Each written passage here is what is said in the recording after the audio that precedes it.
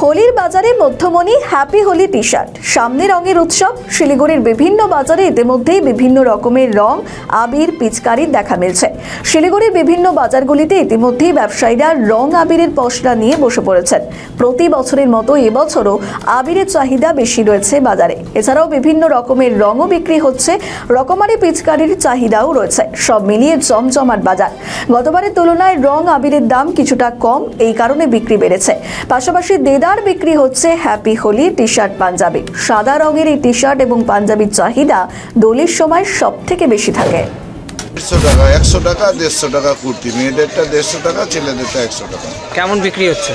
মোটামুটি খারাপ না দাদা, বাজার চলছে। গত বছরের তুলনায় বাজার কেমন হয়েছে? গত বছরের তুলনায় এবার তো সবে শুরু হলো, তো 4-5 দিনের ব্যবসা, বেশি না তো, মোটামুটি ঠিক আছে। তাও ক্রেতারা আসছেন? আসছে।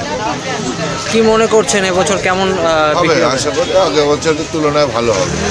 আচ্ছা, এই যে হোলির যে গেঞ্জিগুলো, এগুলো কি সাদার উপরেই খালি হয় না? সাদার উপরে প্রিন্ট হয়। আচ্ছা, কোথা থেকে আসে? এটা আমাদের কলকাতারই প্রোডাক্ট আছে, বাইরেরও আছে। আপনি কতগুলো মাল তুলেছেন এবছর? তুলেছি মোটামুটি 1000-2000 পিস হবে। আপনার নামটা? মন্টু শিকদার। আপনার দোকানের ঠিকানা?